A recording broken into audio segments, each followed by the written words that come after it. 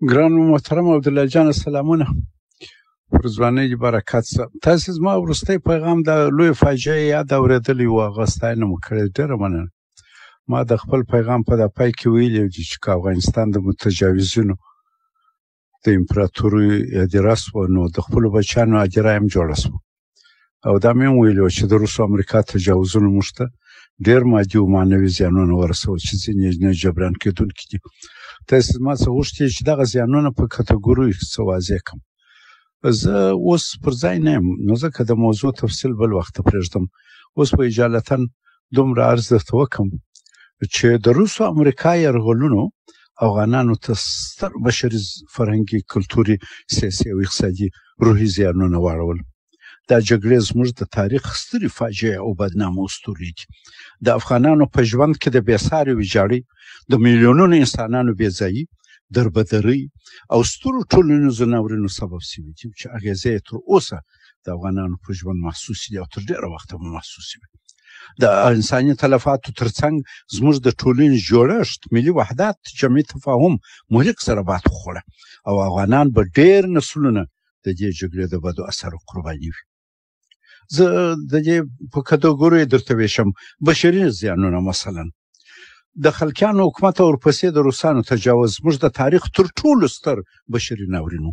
البته د امریکا د تجاوز بد اثرات هم تر دې کم نه و، خو موږ دلته د کمونیستانو په دوران کې د بشري ناورین یو څو مثاله وړاندې کوو چې د امریکایانو پر دوران هم تطبیق دي، ګویا دواړه په نظر کې نیسو.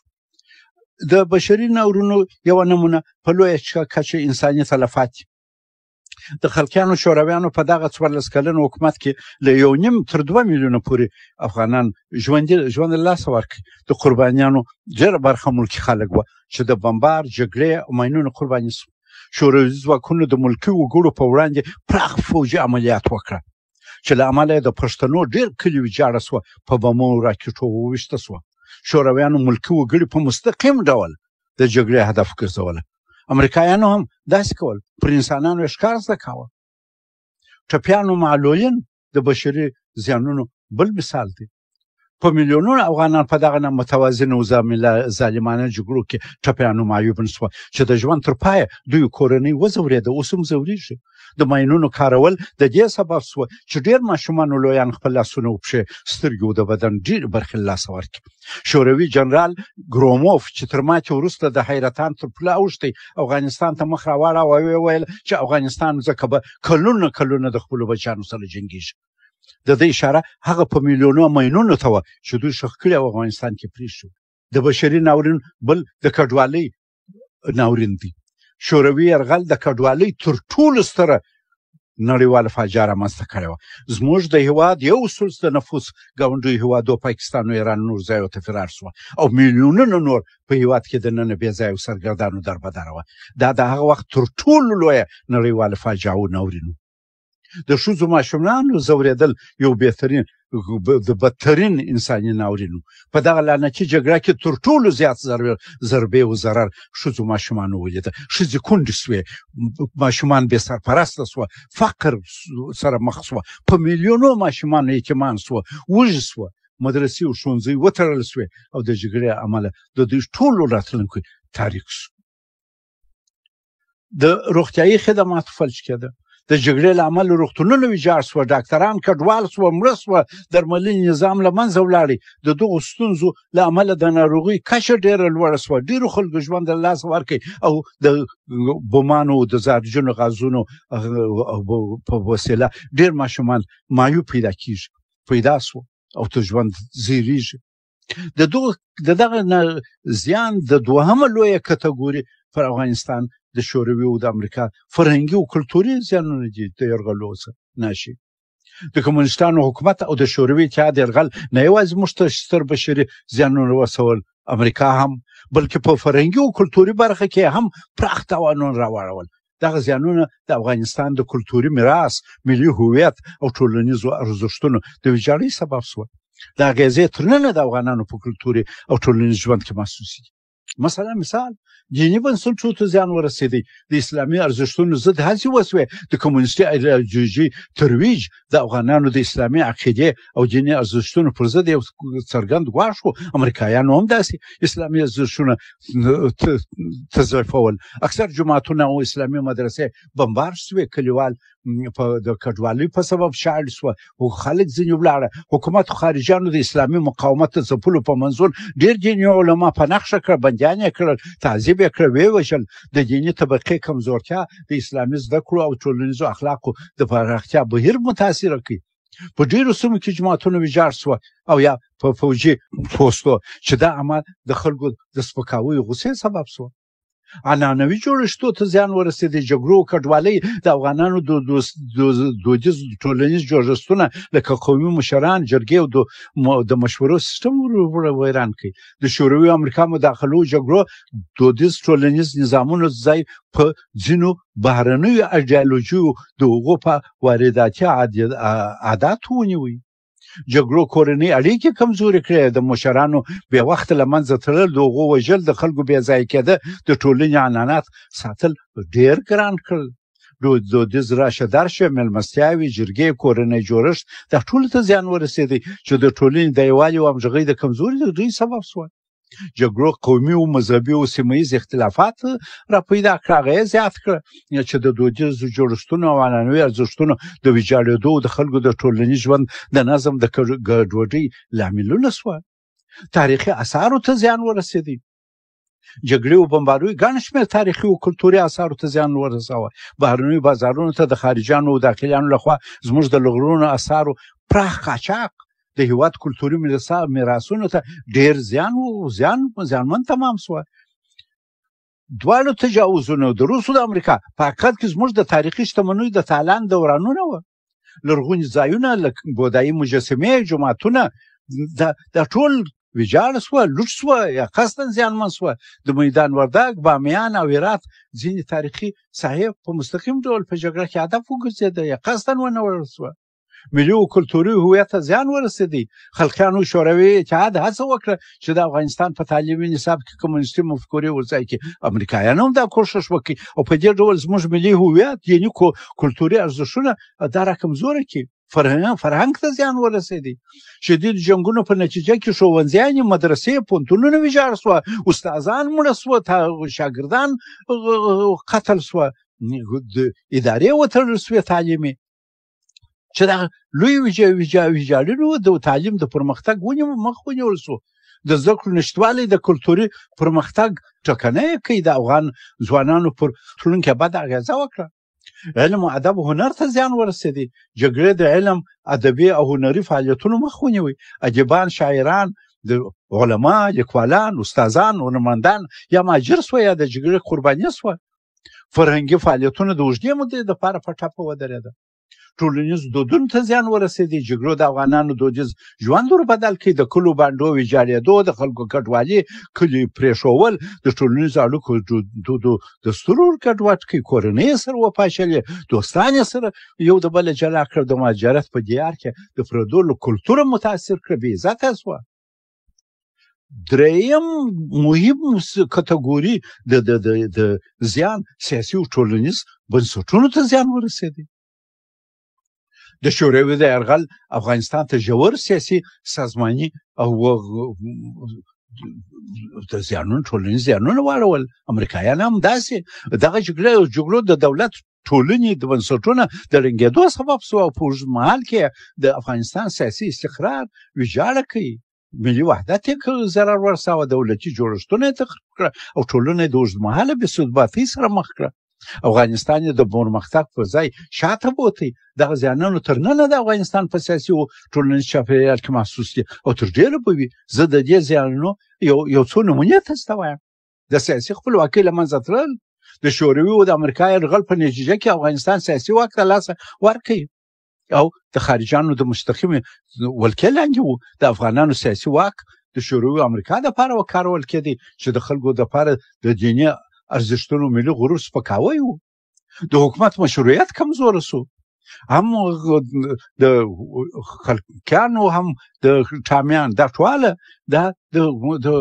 خارجيانو حمایت ورسره و افغانانو په مقابل کې د دې اشغال او د دې خارجي واک په مقابل کې راپورته شو د حکومت مشروعیت ورغوښي حکومت یوازې نو بیا د خارجيانو ملاتړ درلودي دا هم قرار په دوی کې د اختلافاتو په وجه دا یوازنی مشروعیت هم بل اخره ختم شو او دا څخه ختم شو چې شورویانو فکر کاوه امریکایانو فکر کاوه چې د دوی داخلي ملګری په دوی متکی دي او نه غواړي چې دوی د دوی پښې سپکې سي د خپل ګرد عمر د دوی لپاره باید شیراور غواوي دواړو خپل ملګری په اصل پر میدان پرېښول خپل پښې سپکې کړې مشروعیت یې ور کمزوري کړي دولتي ادارو ویجاړېده یو بل لوی کار و چې جګړې د دولتي ادارو سازمانونو د فعالیت مخه ونیول ډېر دولتي ودانۍ ویجاړې شوې اداري نظام په ټپه ودرېدی د اداري فساد جګړې زیات کړي د چارواکو کمزوره مدیریت شو د خپل کمونیست حزب په دننه کې اختلافات یو بل مړه کړه او دا رقم په ټامیانو کې په دې تیر شل کاله کې د امریکایانو په دوره کې د دولت خپل داخلي خلکو یو د بل مخالفتونه سره کول کله امریکایانو وای دوی سره یو د بل وجله مګر سخت شدید مخالفت درلودي چې حکومت کمزوري کې دولتي ادارې د سقوط سره مخ کړي د قانون حاکمیت بل یو ناورین چې مملکت ورسره مخ کې جګړې لامل قانون حاکمیت فلج د دولت یو واک یوازې تر شارو پورې محدود و په ډیرو سیمو کې دولت واک نه درلودي قومي ملیشو واک د قانون نشتوالي ټوله د ناامنۍ او بې ثباتۍ خواته وطن بیوي روسانو امریکایانو قومي ملیشې او اربکیان جوړ کړه او له دې لارې د حکومت سره موازي د قدرت جزیرې جوړې کړې قوماندانانو تتاریا کرلو معاف شو او هر ډول ظلم چې پر خلکو کاوه هغه ور معاف کړه په دې شرط چې د متجاوزونو مرسته وکړي دې شانو قانون حاکمیت ډېره ضربه ورسول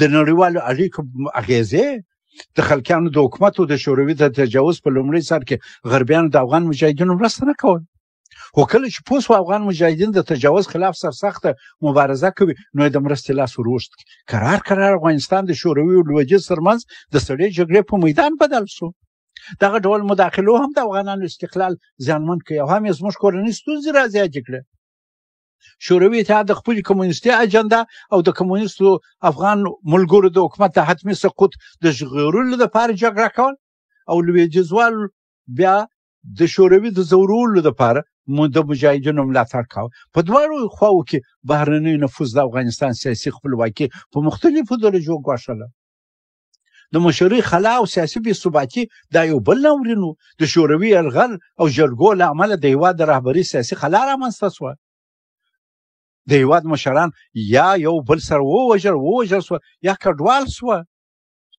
امریکایانو هم د مشري خلا وه هر مشر چې حتی په نامنهادو انتخاباتو کې د انتخابات د شر نوم یې د شرم او هغه خپلو د انتخاب تولار خلکو نه منل حالات دا ته ورسېده چې مشران اکثره پردو جوړول پردو راته کښېنول په دې وجه هغه مشروعیت یې نه و د ملي رهبر نشتوالی د ټولنې د سازماني جوړښت کمزوري سبب شو او د اوږدې مودې لپاره په هېواد کې سیاسي بې ثباتي رامنځته کړه د قومي او مذهبي اختلافاتو زیاتوالی شوروي او د هغه ګوډاګي حکومت په افغانستان کې د خپلو ګټو لپاره قومي او مذهبي اختلافاتو له منول د پښتنو خلاف اقلیتونو تقویه وپارول دا اختلافات د اوږدمهالې بې ثباتۍ او تریخوالي سبب شو سازمانیز زیانونه دولتي بنسټونه ړنګېده جګړې دولتي ادارې ویجاړې کړې ښوونه او روزنه او نور عامه خدمات تقریبا په ټپه ودرېده او دولتي واک حکومتي واک فلج شو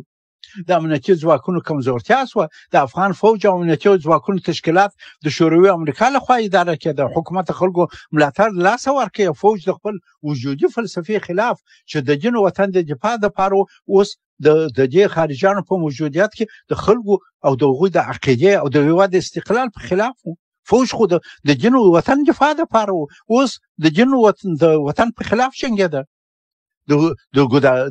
د خارجانو ګوډاګی فوج او ګوډاګی د خلکو په وړاندې مشروعیت او احترام نه درلودی ځکه یې چا جنازه نه کوله ټولنیز بنسټونه ته زیان ورسېدی، ملي وحدت سخت متضرر سو، جګړې د افغانانو ترمنځ ملي یووالی کمزوری کړي، خارجیانو قومي او مذهبي او سیاسي اختلافاتو ته لمن ووهل او د ټولنې د ډېر دوامداره بې ثباتۍ سبب سوه.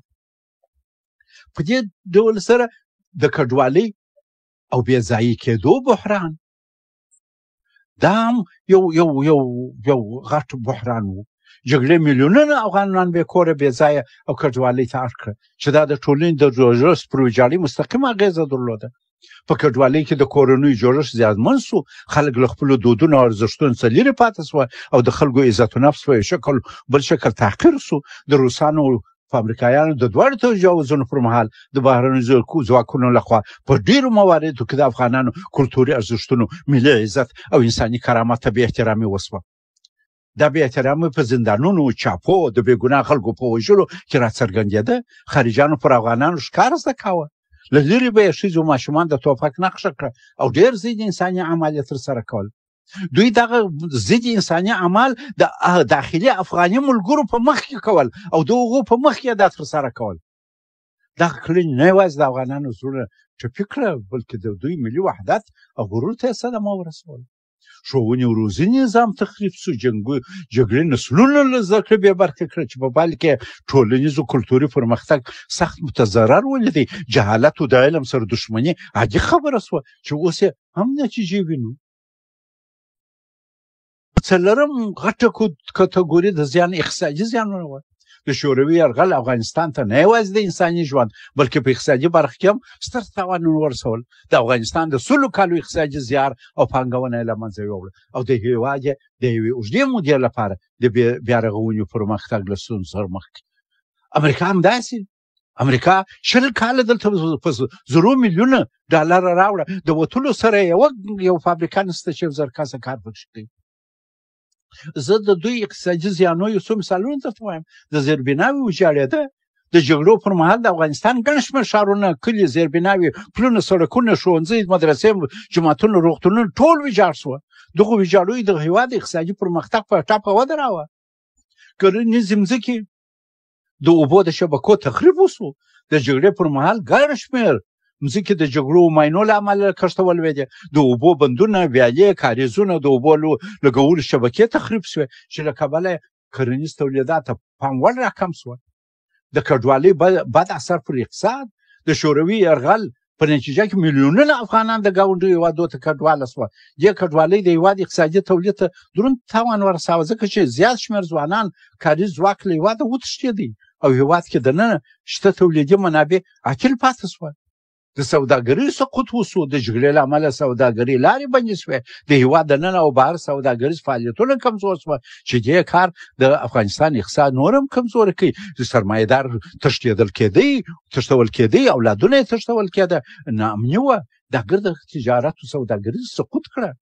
بیکاري او فقر زیات سو. هېواد کې چې پخوا د افغانستان خودکفا او د غذایي موادو له لحاظه د جګړې په کلونو کې بیکاري پکښې پیدا سوه، فقر پکښې کې پیدا سو، خلک وځپل سوه. تر اوسه فقر دی. د جګړو له امله د خلکو شتمنۍ ویجاړې سوې، تولیدي ظرفیت کم سو، ډېرې کورنۍ له سخت اقتصادي بحران سره مخ سوې. دې تجاوزونه ګټه ونه رسول. موږ د اقتصاد له پلوه سخت خواران کړو. د بهرنیو مرستو تغییر مرسته د دې دپاره وه چې جنګ په تود سي. د جنګ دپاره مرسته او د اقتصاد د پرمختګ دپاره هېڅ خارجي مرسته نه کول. دغه سبب دی نه د روس تر وتلو یو څه وروسته پاتې سوه او نه د امریکا تر وتلو یو اقتصادي پروژه پاتې سوه. د طبیعي شتمنیو ضایع سوې. د هېواد طبیعي زیرمې لکه کانونه او ځنګلونه د جګړې او بې پروایي او بې ثباتۍ له امله سخت زیانونه ولیده. دا شتمنۍ چې کولی سوای د هېواد اقتصاد ته ګټه ورسوي په مسؤلیته ډول وکارول سوه. پنځمه غټه کټګوري د زیان هغه د افغانانو پر ذهن باندې بد اثرات و. د دې یرغلو د شوروي امریکا یرغلونو د افغانانو پر روح، روان او روحیاتو باندې ژور او اوږدمهاله منفي اغېزې وکړې.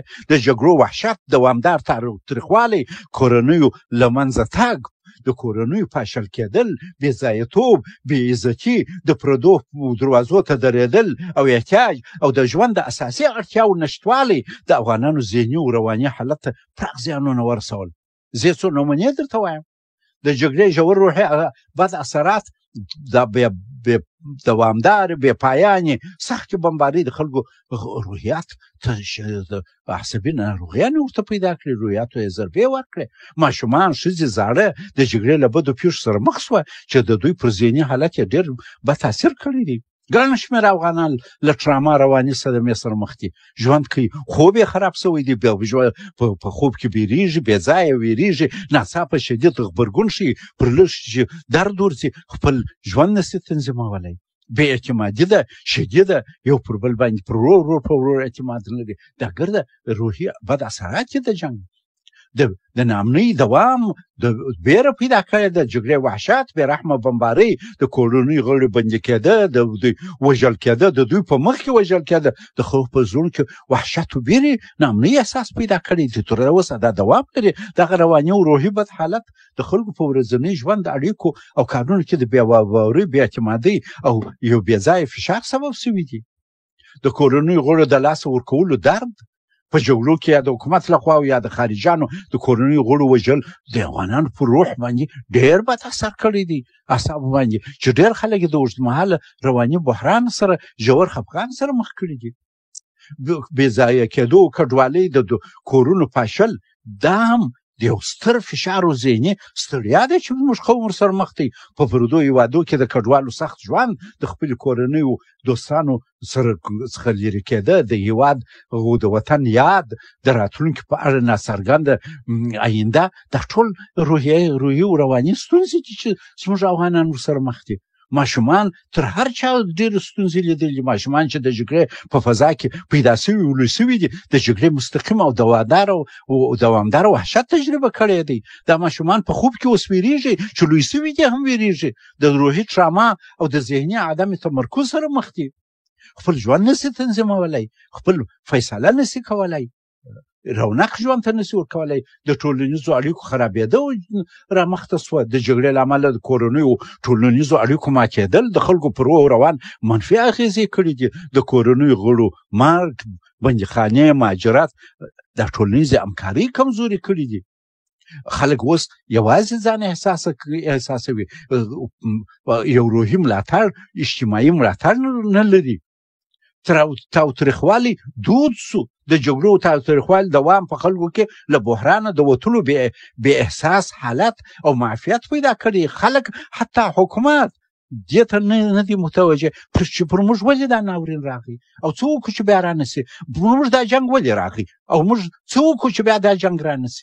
په ولس کې بې تفاوتي ده د ملي قضایاو په مقابل کې.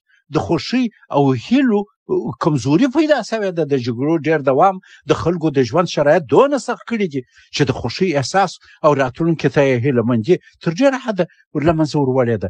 ټولنیزه باوري بې اعتمادي د پرمختګ لپاره د فرصتو د ضایع کېدو سبب شوي دي. دې جنګو د بېوسۍ احساس په موږ کې پیدا کړی دی. د اوږدې جګړې له امله د افغانانو د ژوند شرایط داسې تنظیم شوه چې هغه اوس ډېر سخت دي. بېکوري، مهاجرت، د بل په دروازه کې درېدل، د خپل ژوند نه تنظیمول، په ژوند کې د مثبت بدلون د توان کمزوري، د خلکو په روحیاتو، دا ټول منفي اثرات دي. خلک له ډول دایمي ناهیلۍ سره مخ شوه چې په ټولنه کې د پرمختګ لپاره د هڅو کچه یې ډېره راټیټه کړې ده. اوس چې د امارت په راتلو سره یو طلایي فرصت میسر هم دی، بیا هم د پرون ورځې سرښندونکی مجاهد نن په یو بل ډول د بېوسۍ احساس کوي. ګوري چې امارت کې مشکلات شته، خو په یوه کښتۍ کې ناست د خپل ملګري چارواکي سره د دغو مشکلاتو د مطرح کولو توان په ځان کې نه ویني. زړه خوري خو څه نه وایي. پرون یې د دښمن پر ټانک ورځغستل، خو نن خپل ملګري چارواکي ته د امارت په ګټه د یو دوستانه مشورې ورکولو جرأت نه کوي. دغه سیاسي جبن او بې ځایه بیره د دغو جګړو او دوامداره ناارامۍ روحیاتي نتیجه ده. د لارې ورکېده دوامدارو جګړو مهاجرتونو د علم او فرهنګ څخه فاصله او د عصر له کاروانه د لرې پاتې کېدو په سبب په افغانستان کې د کمونیستي نظام او بیا وروسته د امریکایي نظام تر سقوط وروسته موږ د فرصتونو د درلودلو باوجود د بحران د وتلو لار پیدا نه کړی سوی. دغه سبب دی چې په موږ کې مشهوره ده چې په جنګ کې کټو په سیاست کې بایلو. همدا اوس چې د امارت په وجود کې یو غنیمت فرصت راته میسر دی د ډېر عاجز سوالو له جوابو عاجز چې دین خو څه کوي چې سالم عقل یې حلولی او په اسانه یې حلولی شي خو موږ یې نشو حلولی. تلاش یې هم نه کوو. د جنګ د خرابو روحي اثراتو په سبب د ژوند په ډېرو مهم مسایلو کې مو حتی له علماو لار اوس ورکه سرګردان دي. مثلا په امارت کې داخل یو شمېر شیوخ علما وایي چې دنیوي علوم مباح و غیر ضروري دي. نو ځکه اوس عصري مکتبونو ته لازمه توجه نشته، خلک خپل ماشومان اکثر شخصي مکتبو ته لیږي. خو یو بل شمېر شیوخ علما وایي دنیوي علوم فرض 3.5 کاله امارت مباح فرض په ناندروي کې راګرځي. په همدې ډول په امارت کې حاکم ذهنیت د ښځې تعلیم جایز نه ګڼي. خو د امارت یو زیات شمېر شیوخ علما په جار وایي په اسلام کې پر ښځې علم فرض دی. دغه حالت له عوامو لار ورکه کړې ده او دښمنانو ته بیا ښه وسله په لاس ورکړې ده تبلیغ کړي. د تعلیم مسلې امارت خپل ملت او نړیوالو سره په ټکر کې درولی دي.